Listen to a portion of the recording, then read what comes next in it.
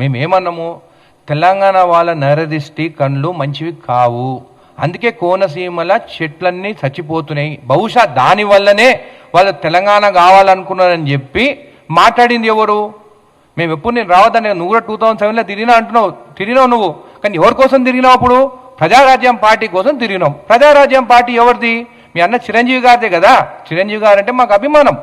మళ్ళీ పార్టీ తర్వాత ఏమైంది? కాంగ్రెస్ పార్టీతో విలీనమైంది. చిరంజీవి గారు రాజ్యసభ టికెట్ ఇచ్చింది కాంగ్రెస్ పార్టీ, సెంట్రల్లో కూడా స్టేట్ మినిస్ట్రీ కూడా ఆయనకి ఇచ్చినారు. మళ్ళీ ఆ రోజు నువ్వు ఏ రోజు మాట్లాడిందంతా ఏ కోణంలో మాట్లాడినావు? బీజేపీ వాళ్ళని ప్రొటెక్ట్ చేసుకుంటూ, అటుపక్క బీఆర్ఎస్ వాళ్ళని ప్రొటెక్ట్ చేసుకుంటూ నువ్వు మాట్లాడింది కాంగ్రెస్ పైన. మళ్ళీ ఆ రోజు చిరంజీవి గారిని విలీనం చేయొద్దని, దాంట్లో రాజ్యసభ టికెట్ తీసుకోవద్దని చెప్పి ఎందుకు చెప్పలేదు నువ్వు? అంటే ఆ రోజు అట్లా మాట్లాడతావు, ఈ రోజు సెంట్రల్లో బీజేపీ గవర్నమెంట్ ఉంది కాబట్టి వాళ్ళతో మాట్లాడుతున్నావా? అసలు నా డౌట్ ఏంటంటే, అసలు ఆంధ్రాలో అంటే ఆంధ్ర తమిళనాడు పాలిటిక్స్ ఎట్లుంటాయంటే ఎవ్రీ 5 yearsకి ఎన్ని ప్రభుత్వాలు మారుతుంటాయి. తెలంగాణలో 10 years ఫిక్స్డ్, దాని తర్వాత మాకు జాక్ పాట్ ఉంటుంది ఎట్లయినా కాంగ్రెస్కి. నేను చెప్తాను ముందు నుంచి.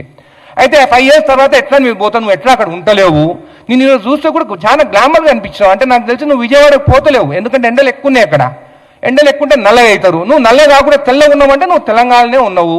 నీ విజయవాడ ఇసిపెట్టుకొని, నీ ఆంధ్రాని ఇసిపెట్టుకొని ఇక్కడికి వచ్చి నేను ఇక్కడ తిరుగుతాను, అక్కడనే న్యాయం చేయలేకపోయినావు. అసలు ఈ 2 సంవత్సరాలు అయింది కదా మీరు వచ్చి, ఈ 2 సంవత్సరాలలో నువ్వు హైదరాబాద్లో ఎన్ని రోజులు ఉన్నావు? నువ్వు డిప్యూటీ సీఎం అయినాక విజయవాడలో ఎన్ని రోజులు ఉన్నావు? అసలు మీ పార్టీ ఒక్కడు కూడా గెలవాలని చెప్పి సర్వేగా తెలిసింది కాబట్టి అయ్యో అంటే, ఇప్పుడు సినిమా యాక్టర్ ఎట్టుంటారో చెప్తా. మూవీస్ వస్తాయి, ఒక మంచి ప్రొడ్యూసర్ ఉంటాడు, ఇంకొక పెద్ద ప్రొడ్యూసర్ ఉంటారు. ఇప్పుడు రాజమౌళి సినిమాలు యాక్ట్ చేయాలని అందరికి ఇష్టం ఉంటుంది, అంటే పెద్ద మూవీస్ తీస్తారు. అయితే ఈ ప్రొడ్యూసర్స్ కూడా ఎట్లుంటారంటే, ఎవరు ప్యాకేజ్ ఎక్కువిస్తే వాళ్ళ దగ్గరికి పోవాలని ఉంటారు. బహుశా మొన్న అమిత్ షా గారిని కలిసింది దీనికేనేమో, ప్యాకేజ్ మాట్లాడుకొని నేను తెలంగాణకు వస్తానని చిచ్చు పెట్టి కొట్లాటలు పెట్టి కావాలని నరదిష్టి అని కూడా దీనికోసమే మాట్లాడినేమో అని కూడా నాకు డౌట్ వస్తుంది. ఇదే కాకుండా పదే పదే కొండగొట్టుకు పైసలు ఇచ్చినా ఏంది ఇది? మనం తిరుపతికి పోతాం, ఉండిలో పైసలు వేస్తాం, మనం చెప్తాం ఎవరికైనా ఎంత వేస్తాం అనేది చెప్తామా మనము? అంటే నువ్వు ఆఖరికి దేవుణ్ణి కూడా వాడుకుంటున్నావు నువ్వు. ఏంది ఇది? తిరుమల వెంకటేశ్వర స్వామి పైసలు ఒకసారి ఉండి లేచిన తర్వాత అవి నీవి కావు, నావు కావు, ఎవరి కావు. అది వెంకటేశ్వర స్వామి.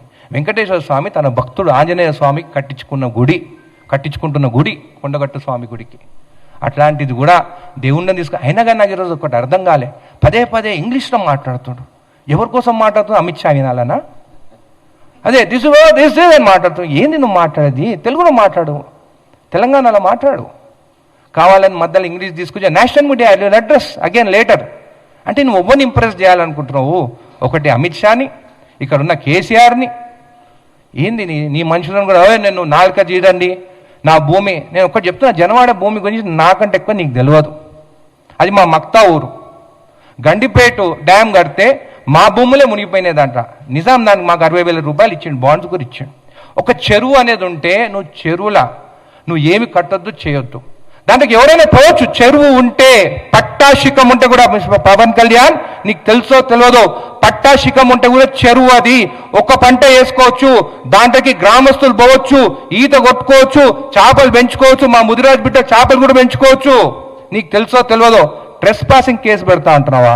అంటే ఒక జర్నలిస్టులు పోయినారు. నేను నిన్న టీవీలో చూస్తాను, పోయింది జర్నలిస్టు కూడా నువ్వు స్వేచ్ఛ లేకుంటే ఈరోజు మాట్లాడతావా?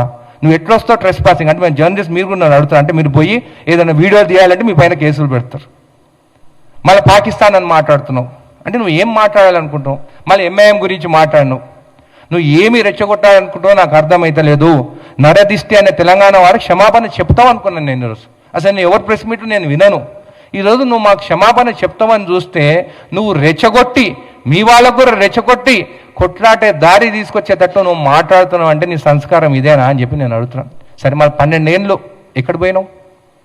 ప్రజారాజ్యం పార్టీ పోయినప్పుడు విలీనం కాంగ్రెస్ పార్టీతోనే అయింది. నువ్వు ఎక్కడ పోయినావు? దాని తర్వాత ఎక్కడ పోయినావు? మల్కాజ్గిరి నిలబడదాం అనుకున్నా అని అన్నావు, మరి ఎందుకు నిలబడలేదు? మొత్తం అన్నీ ఓడిపోయినారు. మీ వాళ్ళు అంటున్నారు అనిరుద్ధ్ రెడ్డికి నీకు అర్హత లేదు పవన్ కళ్యాణ్ మీద మాట్లాడితే ఇంకో అని.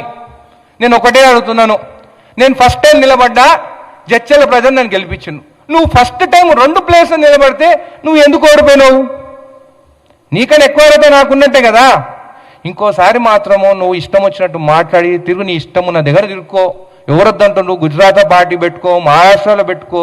గుజరాత్ అంటే నీకు అమిత్ షాని మోడీని చూస్తే భయమేమో నీకు, లేకుంటే ఏం ప్యాకేజ్ మాట్లాడుకున్నావు నువ్వు. ఇంతకుముందు చెప్పినట్టు ప్రొడ్యూసర్లు ఎవరు పెద్ద ప్యాకేజ్ ఇస్తే వాళ్ళ దగ్గర పోతాం. నా దగ్గర అయితే అంత ప్యాకేజ్ లేదు, నేను తీసుకొని నా కోసం తిప్పించుకునేదానికి జడ్చలలా. నాకు బహుశా తెలిసి జగన్ గారు ఏమైనా ఎక్కువ ప్యాకేజ్ ఇస్తే కూడా అటు కూడా పోవచ్చు. కాబట్టి ఇంకోసారి తెలంగాణ మీద మాట్లాడేటప్పుడు పిచ్చి పిచ్చి మాట్లాడేటప్పుడు జాగ్రత్త, నోరు జాగ్రత్త అని చెప్తాను. 2 సినిమాలు ఎత్తిపోయినాయి. నువ్వు డిప్రెషన్లో ఉన్నావని నాకు తెలుసు. ఆ ఓజీ మూవీ ఎత్తిపోయే, ఉస్తాద్ భగత్ సింగ్ ఎత్తిపోయే.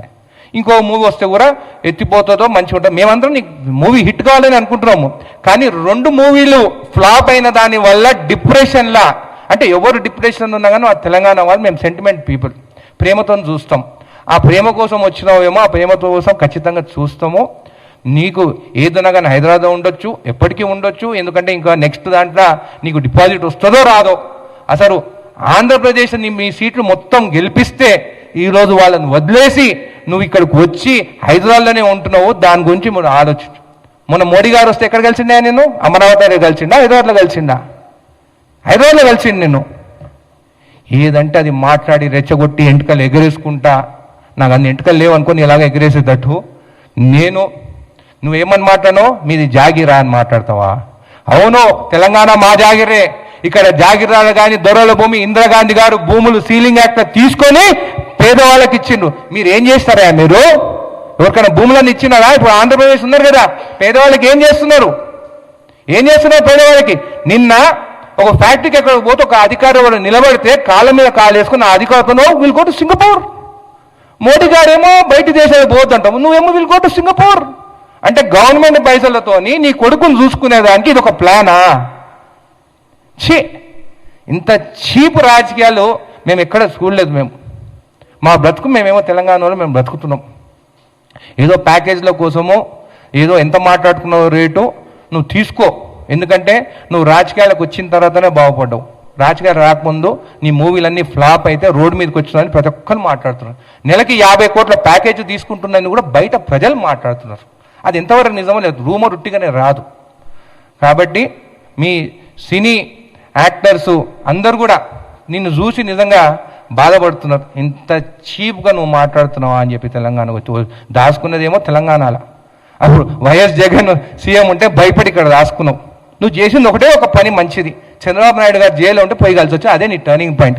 లేకుంటే ఈసారి కూడా అన్నీ ఓడిపోతుండే నువ్వు. కాబట్టి మళ్ళీ నోరు జాగ్రత్తగా ఉండని జనసేన వాళ్ళకు కూడా చెప్తున్నాను.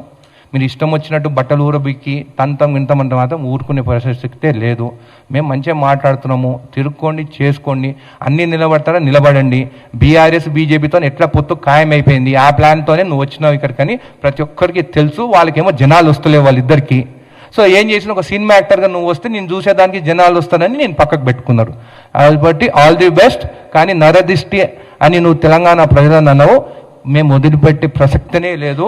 మా సెంటిమెంట్తో ఆడుకున్నాను, మా సెంటిమెంట్తో ఖచ్చితంగా నీకు బుద్ధి చెప్తాం.